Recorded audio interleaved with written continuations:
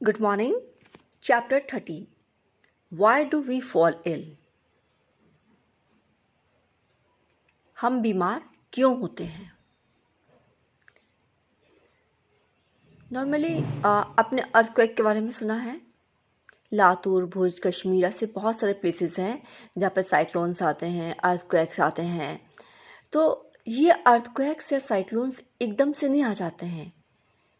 ये सबसे पहले उसके आसपास के एरियाज़ में चेंजेस होते हैं। धीरे धीरे कुछ ऐसे कारण होते हैं जिसके द्वारा अर्थक्वेक्स एंड साइक्लोन्स आते हैं।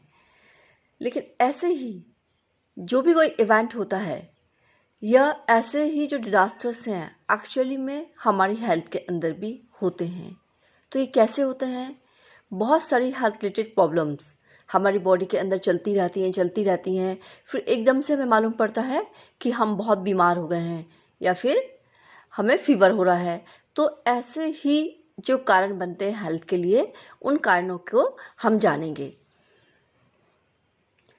जब हम ये पढ़ेंगे तो सबसे पहले हम देखेंगे, we realize that the health and disease in human communities are very complex issues with many interconnected causes. उसमें बहुत सारे कारण एक से एक जुड़ते जाते हैं. We also realize that the ideas of what health and disease mean are themselves very complicated. Health क्या होता है और डिसीज़ क्या होती है, इन दोनों को डिफरेंट स्टडीज़ करेंगे। बहुत कॉम्प्लिकेटेड होता है जब भी हम पूछते हैं कि डिसीज़ का कारण क्या है और हम उसको प्रिवेंट कैसे कर सकते हैं। We have to begin by asking that these notions means, है ना। हम जानना चाहते हैं कि हम बीमार हो गए हैं तो उसको हम ठीक कैसे करेंगे। No we have seen the cells are the basic units of organisms. हमको मालूम है कि हमारे हर ह्यूमन ऑर्गेनिज्म की बेसिक यूनिट सेल्स हैं।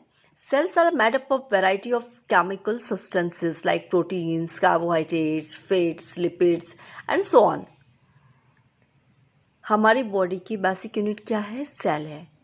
और सेल बहुत सारे केमिकल सब्सटेंसेस से मिलकर बनती है, जैसे प्रोटीन हुआ, कार्बोहाइड्रेट्स हुआ, फैट्स या लिपिड्स और फैट्स, और भी बहुत सारे केमिकल सब्सटेंसेस के अंदर होते हैं। Cell is a dynamic place.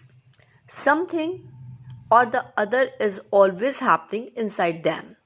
उसके अंदर कुछ ना कुछ चलता रहता है.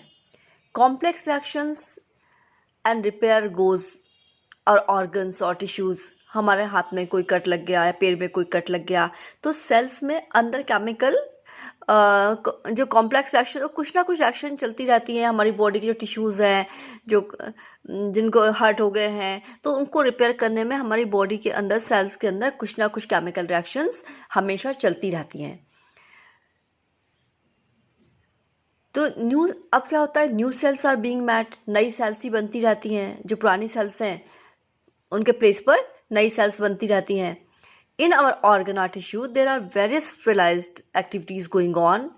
The heart is beating, heart हमेशा हमारा बीट कर रहा है. The lungs are breathing and the kidneys are filtering unit and brain is thinking. तो हमारी बॉडी के अंदर बहुत सारी स्पेशलाइज्ड एक्टिविटी चलती रहती हैं. All these activities are interconnected. हर एक्टिविटी हमारी बॉडी की एक से एक इंटरकनेक्ट होती है. For example, if the kidneys are not filtering unit, माना किडनीज यूरिन को फिल्टर नहीं कर रही हैं, तो क्या होगा? पॉइजनस सब्सटेंसेस विल एक्यूमुलेट हो जाएगा. पॉइजनस सब्सटेंसेस, अगर हमारी किडनीज यूरिन को फिल्टर नहीं करेंगे तो हमारी बॉडी के अंदर क्या होगा? पॉइजनस सब्सटेंसेस एक्यूमुलेट हो जाएंगे, इकट्ठे हो जाएंगे. Under such conditions the brain will not able to think properly. अगर ऐसा हुआ तो हमारा दिमाग भी प्रॉपर सोचना बंद कर देगा. The brain will not able to think properly.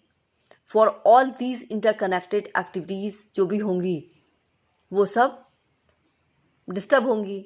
For all these interconnected activities energy and raw materials are needed. Food is necessary for cell. Tissue function, है ना, जो टिश्यूज़ होते हैं, जो फूड है किसके लिए नेसेसरी होता है? सेल एंड टिश्यूज़ को फंक्शंस करने के लिए. Anything that prevents proper functioning of the cell और tissues will lead to a lack of proper activity of the body.